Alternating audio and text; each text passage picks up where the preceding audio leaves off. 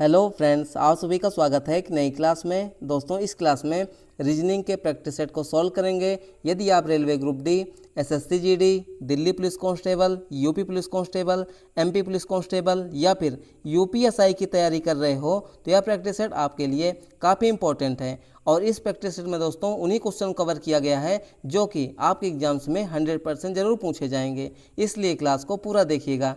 चलिए हम लोग पहले प्रश्न की शुरुआत करते हैं।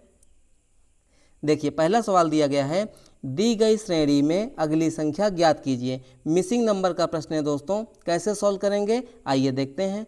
यहाँ पे दोस्तों क्या है, सीरीज दी गई है। सीरीज की पहली संख्या दोस्तों कितनी है, 320 है। 320 के बाद दोस्तों 328 हो गई। 328 के बाद दोस्तों 338, 338 के बाद 350, 350 के बाद दोस्तों 364 और उसके बाद दोस्तों प्रश्नवाचक चिन्ह। तो इसी प्रश्नवाचक चिन्ह की जगह पे कौन सी संख्या आएगी हमें बताना है। तो कैसे बताएंगे दोस्तों, देखिए यहाँ पे 320 से 328 संख्या क्या हो गई, थोड़ी सी बढ़ गई। 328 से 338 संख्या थोड़ी सी बढ़ी। 338 से 350 संख्या थोड़ी थोड़ी यहाँ पे बढ़ रही है। जब भी संख्या थोड़ी थोड़ी बढ़ेगी हम लोग किसका कॉन्सेप्ट लगाएंगे, यानी प्लस का, यानी कि जोड़ का। तो यहाँ पे कर लीजिए।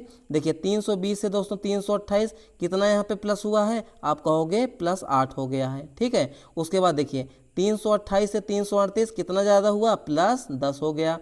338 से दोस्तों 350 कितना जुड़ा हुआ है, +12 जुड़ा हुआ है। 350 से 364 कितना जुड़ा हुआ है दोस्तों, +14 जुड़ा हुआ है। क्या यहाँ पे आपको कोई पैटर्न दिख रहा है, आप कहोगे थोड़ा थोड़ा दिख रहा है। पूरा देखने के लिए क्या करना होगा, एक स्टेप और नीचे चलेंगे। देखिए 8 से दोस्तों 10, 8 से 10 मतलब कितना हुआ, +2 हो गया। 10 से 12 कितना हुआ, +2 हो गया। 12 से 14 कितना हुआ, +2 हो गया। तो आगे भी क्या हो जाएगा, +2 हो जाएगा। क्या हो जाएगा, +2 हो जाएगा। यानी कि 14 में दोस्तों कितना जुड़ेगा, +2, तो कितना हो जाएगा 16। यानी कि यहाँ पे कितनी संख्या जुड़ेगी, 16। यानी कि 364 और +16 कितनी हो जाएगी, 6 4 10 के 0 हासिल 1, ठीक है। 6 1 7 1 8 हो जाएगा और 3। यानी इस प्रश्न का हमारा बिल्कुल सही उत्तर क्या हो जाएगा, ऑप्शन नंबर बी 380। समझ में आया। चलिए आगे देखिए अगले सवाल को। देखिए अगला सवाल दिया गया है, एक निश्चित कोड भाषा में यदि अगस्त को क्या लिखा जा रहा है, TSUGUA के रूप में कूटबद्ध किया जाता है तो संडे को उसी भाषा में कैसे कूटबद्ध किया जाएगा। कोडिंग डिकोडिंग चैप्टर का प्रश्न है दोस्तों, कैसे सॉल्व करेंगे आइए देखते हैं। यहाँ पे दोस्तों कौन सा शब्द है, अगस्त है। तो अगस्त में कौन कौन से अक्षर हैं यहाँ पे, तो यहाँ पे है ए है, उसके बाद यू है, उसके बाद दोस्तों जी है, जी के बाद दोस्तों यू है, उसके बाद एस है, उसके बाद टी है। तो इसको क्या लिखा गया है, इसको लिखा गया है दोस्तों, इसको इधर लिख लेते हैं, कोई दिक्कत नहीं है, ठीक है। यहाँ पे इधर लिखते हैं, ठीक। देखिए सबसे पहले क्या है दोस्तों, यहाँ पे ए है, ए के बाद दोस्तों क्या है, यू है, यू के बाद दोस्तों जी है, जी के बाद यू है, उसके बाद एस है और टी है। तो इसको क्या लिखा गया है, इसको लिखा गया है दोस्तों यहाँ पे TS, ध्यान दीजिएगा, TSUG, ठीक है। उसके बाद UA। तो यानी हमें क्या बताना है दोस्तों, ये कैसे कोडबद्ध किया गया है। तो दोस्तों ध्यान से देखिए, यहाँ पे जिन जिन अक्षरों का प्रयोग हुआ है यानी अगस्त में, क्या आपको नहीं लग रहा है कि यहाँ भी उन्हीं अक्षरों का प्रयोग किया गया है। आप कहोगे बिल्कुल लग रहा है, लेकिन उनका तो क्रम जो है अलग अलग है, यानी कि क्रम चेंज हो गया है। तो क्रम कैसे चेंज हुआ है दोस्तों, देखिए यहाँ पे दोस्तों ध्यान दीजिएगा, यानी कि अगस्त का जो सबसे आखिरी अक्षर है टी, यानी जब कूट किया गया है तो उसको पहला कर दिया गया है, यानी लास्ट वाले का कर दिया गया यहाँ पे पहला। फिर उसके बाद दोस्तों एस का कर दिया गया है, उसके बाद दोस्तों यू का कर दिया गया है, उसके बाद दोस्तों यहाँ पे जी का कर दिया गया है, जी के बाद दोस्तों यू का कर दिया गया है और पहले वाले को सबसे आखिरी कर दिया गया है। यानी कि आखिरी वाले का दोस्तों पहले और पहले वाले को आखिरी कर दिया गया है। तो यहाँ पे हमें दोस्तों क्या बताना है, हमें बताना है संडे। ध्यान दीजिएगा, SUN और DAY, ठीक है। तो यहाँ पे दोस्तों क्या हो जाएगा, आप बताइए। देखिए सबसे आखिरी वाला, यहाँ पे ध्यान दीजिएगा, स्मार्ट तरीका मैं आपको बता रहा हूँ। सबसे आखिरी वाला सबसे पहला, तो सबसे आखिरी में कौन है, Y, तो यानी सबसे पहले हो जाएगा। और दोस्तों जो सबसे पहला वाला है, सबसे पहला वाला कौन है, S है, ये जाएगा सबसे लास्ट में। तो हमारा ऐसा ऑप्शन सही होगा जिसके शुरुआत में Y हो और सबसे लास्ट में दोस्तों S हो। तो ऐसा ऑप्शन देखिए कौन सा है और कौन सा नहीं है। देखिए दोस्तों यहाँ पे U है, यहाँ पे A है, गलत हो गया। यहाँ पे N है, यहाँ पे D है, गलत हो गया। यहाँ पे N है, यहाँ पे D है, गलत हो गया। तो बचा हमारा कौन सा ऑप्शन, ऑप्शन नंबर ए। तो इस प्रश्न का हमारा बिल्कुल सही उत्तर क्या हो जाएगा, ऑप्शन नंबर ए। ये इस तरीके से हम लोग जो है स्मार्ट अप्रोच के साथ क्वेश्चन को पूरा बिना सॉल्व किए भी क्वेश्चन के आंसर को प्राप्त कर सकते हैं। ठीक है, इसको चाहे तो पूरा सॉल्व कर सकते हैं। देखिए y है, y के बाद दोस्तों कौन आएगा, a आएगा। ठीक है, कौन आएगा, a आएगा। उसके बाद दोस्तों d आएगा, d के बाद दोस्तों कौन आएगा, n आएगा। उसके बाद u आएगा और लास्ट में s आएगा। तो कोडिंग डिकोडिंग के चैप्टर के दोस्तों प्रश्नों को हम लोग क्या करते हैं, कोशिश करते हैं कि शुरुआत और आखिरी वाले से हम लोग आंसर को प्राप्त कर लें। ठीक है, तो इस प्रश्न का हमारा बिल्कुल सही उत्तर क्या हो जाएगा, ऑप्शन नंबर ए हो जाएगा। ठीक है, चलिए आगे देखिए अगले सवाल को। अगला सवाल दिया गया दोस्तों दिशा और दूरी चैप्टर का प्रश्न है। क्वेश्चन में क्या पूछा गया है, देखिए यहाँ पे एक व्यक्ति 12 किलोमीटर पश्चिम की ओर चलता है, दाएं मुड़ता है और 5 किलोमीटर चलता है। फिर वह 5 किलोमीटर आरंभिक बिंदु की ओर चलता है और गंतव्य स्थान तक पहुंच जाता है। वह आरंभिक बिंदु से कितनी दूरी पर है। वेरी वेरी इंपॉर्टेंट प्रश्न है दोस्तों, इसको आप लोग क्या कीजिएगा, डबल स्टार मार्क कीजिएगा। यूपीएसआई का पूछा गया क्वेश्चन है। इसमें लॉजिक क्या है, लॉजिक मैं अभी आपको यहाँ पे बताऊँगा। ठीक है, सबसे पहले दोस्तों दिशा और दूरी चैप्टर का प्रश्न है, तो हम लोग समझेंगे यहाँ पे मैप को। किसको समझेंगे, मैप को। ठीक है, तो मैप में क्या समझना है, दिशाओं को। यानी ऊपर की ओर कौन सी दिशा होती है, उत्तर। नीचे की ओर दक्षिण, दाहिने हाथ की तरफ में होती है पूर्व और बाएं हाथ की तरफ में होती है पश्चिम दिशा। ये हमारी 4 मुख्य दिशाएं हो गई। बाकी अन्य दिशाएं भी होती हैं दोस्तों, कौन सी, जैसे 2 दिशाओं के बीच में भी दिशाएं होती हैं। जहाँ जरूरत पड़ेगी हम लोग उसको पढ़ेंगे, यहाँ पर जरूरत नहीं पड़ रही है तो हम लोग इसको नहीं पढ़ेंगे। ठीक है, अब देखिए यहाँ पे दोस्तों क्या है, एक व्यक्ति 12 किलोमीटर पश्चिम की ओर चलता है। तो मान लीजिए दोस्तों यहाँ पे ए पॉइंट है, ध्यान दीजिएगा, यह पॉइंट। ठीक है, इस पॉइंट से 12 किलोमीटर पश्चिम की ओर, तो ये हो गया दोस्तों क्या, ये हो गया लगभग 12 किलोमीटर। ठीक है, ए पॉइंट इसको मान लीजिए, या प्रारंभिक पॉइंट मान लीजिए। उसके बाद दोस्तों क्या करता है, वह दाएं मुड़ता है और 5 किलोमीटर चलता है। तो पश्चिम का दायां क्या हो जाएगा दोस्तों, तो पश्चिम का दायां हो जाएगा यहाँ पे उत्तर। क्या हो जाएगा, उत्तर। और कितना चलेगा ये चलेगा दोस्तों 5 किलोमीटर। उसके बाद दोस्तों क्या करता है, फिर वह 5 किलोमीटर आरंभिक बिंदु की ओर चलता है। ध्यान दीजिएगा इस लाइन को, इसी लाइन में पूरा क्वेश्चन मतलब कि समाहित है, मतलब अच्छे से इसी लाइन में हम लोग जो है समझेंगे।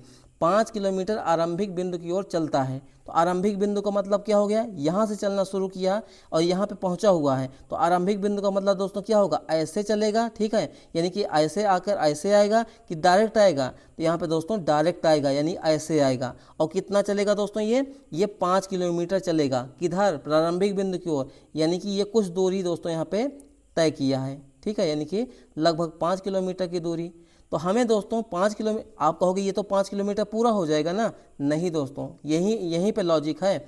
अगर ये दोस्तों यहाँ पे हमारा क्या है, आधार है, यहाँ पे थोड़ा सा मैथ का भी फार्मूला लगेगा जो कि ट्रिग्नोमेट्री में है। ठीक है, देखिए ये है 12, ठीक है, आधार, लंब हो गया 5, तो ये दोस्तों हमारा कर्ण हो जाएगा कि नहीं हो जाएगा, आप कहोगे बिल्कुल हो जाएगा। भाई ये वाली टोटल दूरी हमें निकालनी है, यानी कर्ण को। ठीक है, तो कर्ण बराबर क्या हो जाएगा दोस्तों, यहाँ पे कर्ण का वर्ग बराबर होता है दोस्तों अंडर रूट आधार का वर्ग, समझिएगा, आधार का वर्ग प्लस लंब का वर्ग। तो यहाँ पे दोस्तों कितना हो जाएगा, देखिए आधार कितना है दोस्तों 12 का वर्ग प्लस लंब कितना है 5 का वर्ग। ठीक है, यहाँ पे सॉल्व कर लेते हैं। देखिए 12 का वर्ग दोस्तों कितना होता है 144 और 5 का वर्ग कितना होता है 25, यानी अंडर रूट कितना हो जाएगा 144 प्लस 25, यानी कितना हो जाएगा 144 25 169। 169 किसका वर्ग है, आप कहोगे 13 का वर्ग है। तो यानी कर्ण बराबर दोस्तों यहाँ पे क्या आ गया 13। समझिएगा बात को, ये वाली टोटल दूरी कितनी आ गई, ये दूरी आ गई दोस्तों यहाँ पे 13 किलोमीटर, जिसमें से दोस्तों ध्यान दीजिएगा, जिसमें से 5 किलोमीटर वह चल चुका है। ठीक है, यही इसमें लॉजिक की बात है। देखिए 12 किलोमीटर, ठीक है, यानी आधार हो गया, 5 किलोमीटर लंब हो गया, तो कर्ण कितना हो जाएगा 13 हो जाएगा। हम लोगों ने निकाला कर्ण स्क्वायर बराबर क्या होता है अंडर रूट आधार का वर्ग प्लस लंब का वर्ग, जहाँ से हम लोगों ने 12 का वर्ग 144 किया और 5 का वर्ग 25, दोनों को जोड़ा 169 जो कि 13 का वर्ग होता है। तो कर्ण हमारा कितना आ गया 13, जिसमें से दोस्तों क्या किया कि वह 5 किलोमीटर पहले से चल चुका है, तो शेष दूरी हमें बताना है। शेष दूरी का मतलब यहाँ से लेकर के ये वाली दूरी बताना है। तो कितना हो जाएगा 13 और 5 किलोमीटर यहाँ चल चुका है -5 बराबर कितना हो जाएगा 8 किलोमीटर, यानी प्रारंभिक बिंदु से कितनी दूरी पर है 8 किलोमीटर। ऑप्शन नंबर डी इस प्रश्न का दोस्तों बिल्कुल सही जवाब हो जाएगा। ठीक है, इंपॉर्टेंट प्रश्न था इसलिए इसमें थोड़ा सा टाइम लगा होगा। चलिए आगे देखिए सवाल को। अगला सवाल दिया गया है, निम्नलिखित 4 विकल्पों में से कौन सा विकल्प दूसरी जोड़ी को पहली जोड़ी के समरूप बनाएगा। एनालॉजी का प्रश्न है दोस्तों, कैसे सॉल्व करेंगे देखिए। यहाँ पे दोस्तों क्या है 17 का अनुपात दिया है 401 से, तो 13 का अनुपात हमें बताना है। इंपॉर्टेंट प्रश्न है, ध्यान दीजिएगा। 17 से दोस्तों 401 कैसे बना सकते हैं? तो 17 में दोस्तों किसी संख्या का गुणा अगर हम लोग करेंगे तो क्या 401 बन पाएगा? आप कहोगे नहीं बनेगा। तो यानी गुणा करना यहाँ पे थोड़ा सा मुश्किल लग रहा है, तो हम लोग क्या करेंगे, दिमाग लगाएंगे। 17 401, 17 401, तो 17 अनुपात कितना है? 401 है। देखिए दोस्तों कैसे सॉल्व करेंगे, यहाँ 17 है 401, तो दिमाग लगाइए। 17 में दोस्तों हम लोग क्या करेंगे, 3 को जोड़ेंगे, तो कितना हो जाएगा दोस्तों यहाँ पे 17 3 कितना हो जाएगा 20, कितना हो जाएगा 20। इसी 20 का दोस्तों वर्ग करके एक जोड़ देंगे, तो यानी 20 का वर्ग कितना होता है 400, और प्लस एक कितना हो जाएगा 401। यानी इसमें लॉजिक बहुत ही अच्छा लगाया गया था। ठीक है, तो यहाँ भी हम लोग करेंगे। तो देखिए 13 है दोस्तों, तो 13 उसमें दोस्तों कितना जोड़ेंगे हम लोग, यहाँ पे जोड़ेंगे 3, तो कितना हो जाएगा यहाँ पे 16। इसी 16 का दोस्तों वर्ग करके एक जोड़ेंगे, तो 16 का वर्ग कितना होता है 256, और उसमें दोस्तों एक जोड़ देंगे, कितना हो जाएगा 257। तो इस प्रश्न का हमारे बिल्कुल सही उत्तर क्या हो जाएगा 257, जो कि ऑप्शन नंबर डी में है। तो इस प्रश्न का हमारा बिल्कुल सही उत्तर क्या हो जाएगा, ऑप्शन नंबर डी हो जाएगा। ठीक है, चलिए आगे देखिए अगले सवाल को। देखिए अगला सवाल दिया गया है, दी गई श्रृंखला में असंगत छवि ज्ञात कीजिए। यहाँ पे दोस्तों क्या है 1 2 3 4, 4 छवि दी गई है, इसमें से एक क्या है असंगत है, मतलब कि विषम है। वो विषम आकृति कौन सी है दोस्तों, ध्यान दीजिएगा। यहाँ पे दोस्तों क्या है एक त्रिभुज बनाया गया है, और यहाँ पे दोस्तों त्रिभुज के नुकीले वाले भाग के पास में एक है गोला गोला, यानी कि सर्कल है। यहाँ पे दोस्तों देखिए ये हमारा त्रिभुज है, और उसके निचले वाले हिस्से पे क्या है एक वृत्त है, यानी गोला है।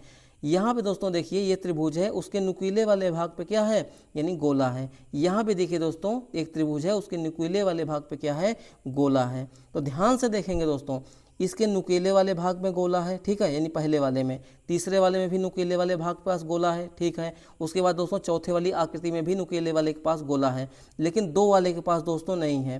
तो यानी इस प्रश्न का हमारा बिल्कुल सही उत्तर क्या हो जाएगा, आकृति नंबर 2। आकृति नंबर 2 किस ऑप्शन में है, ऑप्शन नंबर बी में है। तो इस प्रश्न का हमारा बिल्कुल सही उत्तर क्या हो जाएगा, ऑप्शन नंबर बी, आकृति नंबर 2। समझिएगा बात को, यहाँ पर नुकीले वाले भाग के पास गोला है, यहाँ भी नुकीले वाले के पास गोला है, यहाँ भी नुकीले वाले भाग के पास गोला है, लेकिन यहाँ पे दोस्तों नुकीले वाले भाग के पास गोला नहीं है, जो कि आकृति नंबर कौन सी है, 2 है।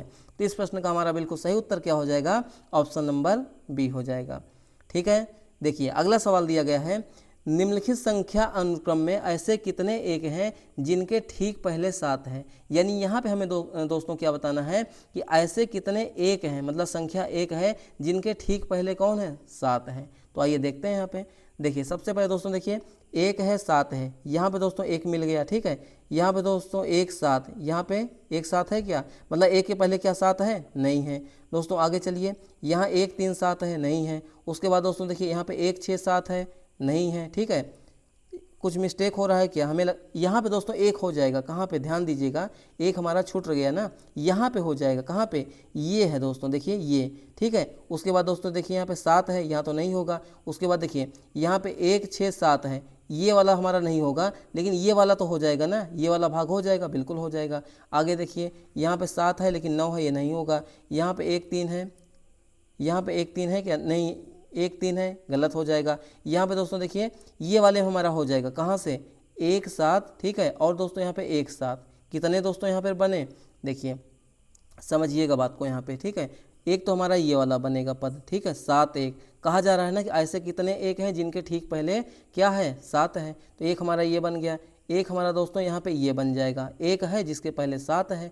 उसके बाद दोस्तों देखिए कहाँ बना हुआ है, ये वाला बना हुआ है, यानी कि 7 और 1, 1 के पहले क्या है, 7 है। उसके बाद दोस्तों देखिए यहाँ पे 1 के पहले क्या है, 7 है, और यहाँ भी क्या है, 1 के पहले 7 है। तो ऐसे कितने अनुक्रम हैं, 1 1 1 1, कितने हैं, यानी 1 2 3 4 5, कितने हैं दोस्तों यहाँ पे, 5 ऐसे अनुक्रम हैं, यानी 5 ऐसे एक हैं जिनके ठीक पहले क्या आता है, 7 आता है। तो इस प्रश्न का हमारे बिल्कुल सही उत्तर क्या हो जाएगा, ऑप्शन नंबर ए हो जाएगा। तो ऑप्शन नंबर ए इस प्रश्न का दोस्तों बिल्कुल सही जवाब हो जाएगा। चलिए आगे देखिए अगले सवाल को। अगला सवाल दिया गया है, उस सही विकल्प का चयन कीजिए जो निम्नलिखित शब्दों की व्यवस्था को तार्किक और सार्थक क्रम में इंगित करता है। यहाँ पे दोस्तों क्या है, नंबर 1 पर है वर्षा, नंबर 2 पर है समुद्र, नंबर 3 पर है वाष्पीकरण और नंबर 4 पर है बादल। यानी यहाँ पे हमें दोस्तों क्या करना होता है, बिल्कुल हमें क्रम वाइज इसको मतलब कि लिखना होता है। तो बताइए क्या सबसे पहले वर्षा हो जाएगी? नहीं दोस्तों, यहाँ पे हम लोग क्या करेंगे, देखिए वर्षा है, समुद्र है, वाष्पीकरण और बादल। सबसे पहले दोस्तों हो जाएगा हमारा 2 नंबर वाला। कौन? 2 नंबर वाला, मतलब समुद्र होगा, ठीक है। और समुद्र में दोस्तों क्या होता है, वाष्पीकरण। वाष्पीकरण का मतलब दोस्तों क्या होता है, समुद्र का पानी भाप बनकर ऊपर जाएगा, तो उसी प्रक्रिया को हम लोग क्या कहते हैं, वाष्पीकरण। यानी कि कौन आएगा, 3 नंबर वाला, ठीक है। यानी समुद्र का पानी क्या हुआ, भाप बन के वाष्पीकरण बन के ऊपर गया, तो ऊपर जाएगा दोस्तों तो क्या बनेगा, 4 नंबर बादल, यानी कि क्लाउड्स बन जाएंगे। और जब क्लाउड्स बन जाएंगे तो वही बादल क्या करते हैं, नीचे वर्षा करा देते हैं, नहीं रेन करा देते हैं, यानी कि 1 नंबर आ जाएगा। तो इस प्रश्न का हमारा बिल्कुल सही उत्तर क्या बनेगा दोस्तों, 2 3 4 1, 2 3 4 1, जो कि ऑप्शन नंबर किस में है, ऑप्शन नंबर सी में है। तो इस प्रश्न का हमारे बिल्कुल सही उत्तर क्या हो जाएगा, ऑप्शन नंबर सी हो जाएगा, ठीक है।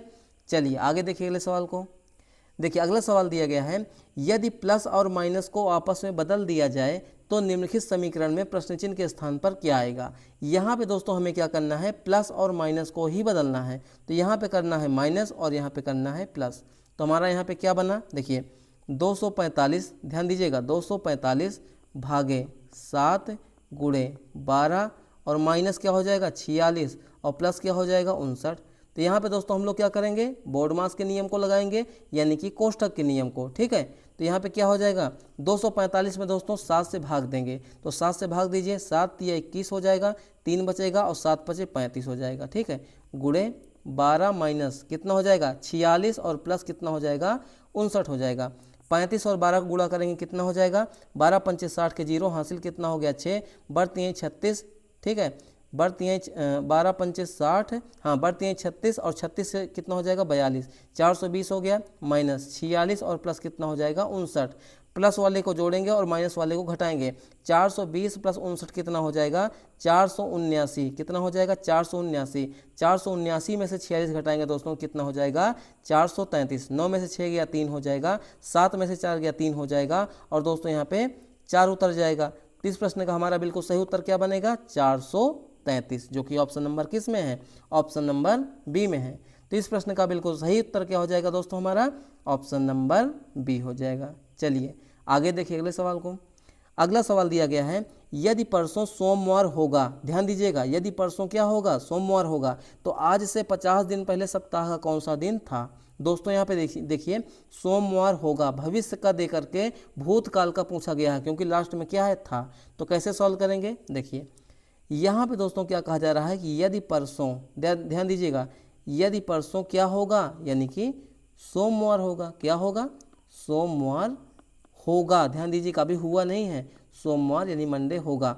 तो बताइए आज कौन सा दिन है, इसके बेस पे बताइए आज कौन सा दिन है। यदि परसों सोमवार होगा दोस्तों तो आज कौन सा दिन हो जाएगा, यानी कि सोमवार में से हम लोग क्या घटाएंगे, आज हो जाएगा दोस्तों हमारा। देखिए यदि परसों सोमवार होगा, ठीक है, तो आज कौन सा दिन हो जाएगा, आज हो जाएगा दोस्तों शनिवार। भाई शनिवार आज है, कल हो जाएगा रविवार, परसों सोमवार, यानी आज कौन सा दिन हो जाएगा, शनिवार। तो हमारा अब क्वेश्चन ये बन गया कि यदि आज सोमवार है तो 50 दिन पहले सप्ताह का कौन सा दिन होगा। तो हमें क्या करना होगा दोस्तों, इसी 50 को 7 से भाग देना होगा। 7 से क्यों भाग देते हैं, विषम दिनों की संख्या को निकालने के लिए। तो 7 से भाग दीजिए, कितनी बार जाएगा, 7 सता 49, 50 में से 49 घटेगा, कितना आएगा शेषफल, शेषफल आ जाएगा दोस्तों यहाँ पे 1 आ जाएगा, कितना आ जाएगा 1 आ जाएगा। तो दोस्तों यहाँ पे हमें क्या करना है, शनिवार में से 1 को घटा देना है। क्यों घटाना है दोस्तों, क्योंकि 50 दिन पहले कौन सा दिन था, यानी कि भूतकाल में, यानी कि कैलेंडर में हम लोग कहाँ जा रहे हैं, पीछे की ओर। तो शनिवार माइनस 1 बराबर कितना हो जाएगा, शुक्रवार, क्या हो जाएगा, शुक्रवार, यानी कि फ्राइडे हो जाएगा। तो इस प्रश्न का हमारा बिल्कुल सही उत्तर क्या बनेगा, ऑप्शन नंबर बी हो जाएगा। तो ऑप्शन नंबर बी इस प्रश्न का दोस्तों बिल्कुल सही जवाब हो जाएगा। चलिए आगे देखिए अगले सवाल को। अगला सवाल दिया गया है, उस आकृति को चुनिए जो निम्नलिखित आकृति श्रृंखला में अगले स्थान पर आएगी। यहाँ पे दोस्तों क्या है, 1 2 3 4, 4 आकृति है। प्रश्न चिन्ह के स्थान पर कौन सी आकृति आएगी वही हमें बताना है। तो देखिए दोस्तों, पहले वाले में एक ट्रायंगल है यानी त्रिभुज है, दूसरे वाले में एक स्क्वायर यानी कि वर्ग है, या फिर कह सकते हैं दोस्तों पहले वाले में एक त्रिकोण है मतलब कि 3 कोनों वाली आकृति है, दूसरे वाले में 4 कोनों वाली आकृति है, तीसरे वाले में 1 2 3 4 5 5 कोना है, चौथे वाले में 1 2 3 4 5 6 कोना है। यानी यहाँ पे दोस्तों क्या हो रहा है, ध्यान दीजिएगा, पहले वाले में कितना कोना है, 3 कोना है, दूसरे वाले में 4 कोना है, तीसरे वाले में 5 कोना है, चौथे वाले में 6 कोना है, तो आगे वाले में क्या हो जाएगा यहाँ पे, तो यहाँ पे हो जाएगा दोस्तों 7 कोनों वाली आकृति। क्या हो जाएंगे, 7 कोनों वाली आकृति। तो 7 कोनों वाली आकृति देखिए कौन कौन सा है यहाँ पे, देखिए सबसे पहले ध्यान दीजिएगा, पहले वाले में तो यहाँ पे 4 है, तो यानी पहला वाला हमारा गलत हो जाएगा। इसमें देखिए 1 2 3 4, 1 2 3 4 5, ये वाला भी गलत हो गया। बचा हमारा कौन सा, बी वाला और डी वाला। तो बी वाले में देखिए 1 कोना, 2 कोना, 3 कोना, 4 कोना, 5 कोना, 6 कोना, 7 कोना, 8 कोना, यानी बी वाले में दोस्तों क्या है 8 कोना, इसमें क्या है 8 कोना, जो कि गलत हो जाएगा। तो 7 कोना को किस में हो जाएगा, डी वाले में। बचा हुआ ऑप्शन हमारा क्या हो जाएगा, ऑप्शन नंबर डी हो जाएगा। यहाँ पे देखिए 1 कोना ये है, 1 कोना ये है, 2 हो गया, एक ये 3 हो गया, एक ये 4 हो गया, एक ये 5 हो गया, एक ये 6 हो गया और एक ये 7 हो गया। यानी कि यहाँ पे दोस्तों कितने कोने हैं, इसमें है दोस्तों यहाँ पे 7 कोने। कितने हैं दोस्तों यहाँ पे, 7 कोना। तो इस प्रश्न का हमारा बिल्कुल सही उत्तर क्या हो जाएगा दोस्तों, ऑप्शन नंबर डी हो जाएगा। क्या हो जाएगा, ऑप्शन नंबर डी हो जाएगा। ठीक है, तो ये रहा आज के हमारे मोस्ट इंपॉर्टेंट क्वेश्चन दोस्तों। क्लास आपको कैसी लगी अपना फीडबैक दीजिएगा। अगर चैनल पे पहली बार आए हैं तो प्लीज़ चैनल को सब्सक्राइब कीजिए, लाइक कीजिए और शेयर कीजिए। चलिए मिलते हैं नेक्स्ट क्लास में, तब तक के लिए आप सभी का बहुत बहुत धन्यवाद।